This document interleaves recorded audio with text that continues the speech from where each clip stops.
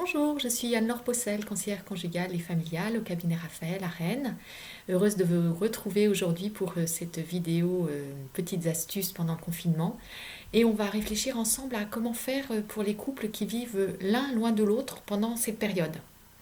Alors effectivement, depuis mi-mars, certains couples sont séparés et n'ont pas eu le droit de se retrouver. Preuve en sont toutes les contraventions qui ont été données au moment des vacances de Pâques. Cette année, ces vacances n'en ont que le nom, mais des personnes qui souhaitaient aller retrouver leur famille partie se confiner au vert avant elles et qu'elles n'avaient pas revues depuis plusieurs semaines se sont vues avec une contravention et l'obligation de faire demi-tour. Alors effectivement, les médias et le grand public s'émeuvent à juste titre de la difficulté de vivre l'un loin de l'autre pour des couples qui ne l'ont pas choisi. Et pourtant, un certain nombre de couples n'ont pas attendu le 15 mars pour savoir comment faire quand l'un est parti et que l'autre est resté à la maison.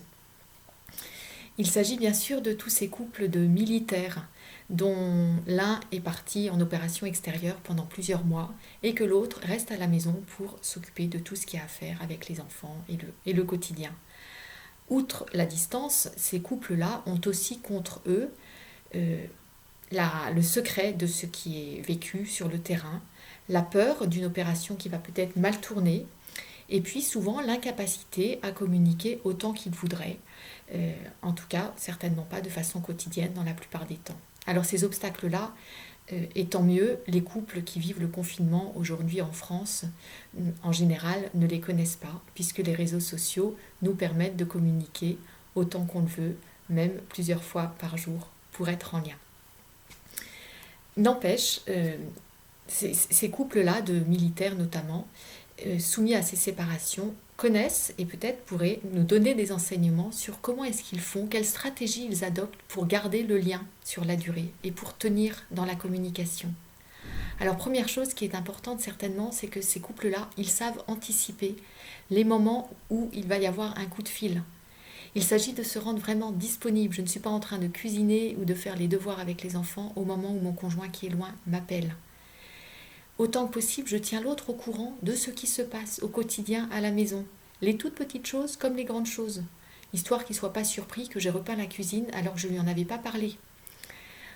Voilà, il s'agit que celui qui est loin de ce qui se passe puisse être un minimum dans le coup. Et puis également, même à distance, il va falloir oser partager à l'autre quels sont mes besoins, quels sont mes manques, quelles sont mes peurs, quelles sont mes joies également et mes attentes.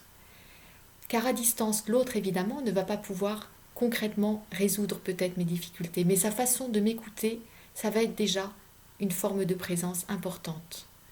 Et autant que possible, je vais essayer de montrer à mon conjoint éloigné, à ma conjointe éloignée, tous les signes de tendresse que les réseaux sociaux peuvent permettre aujourd'hui. Un SMS poétique, une émoticône qui va dire dans quel état d'esprit je suis ce matin, une photo qui va pouvoir le surprendre. Tout ça pour que le défi des retrouvailles soit réussi. Mais ces retrouvailles, ce sera l'objet d'une prochaine vidéo. En attendant, bonne journée, on se retrouve sur YouTube et sur Facebook. N'hésitez pas à venir liker nos pages.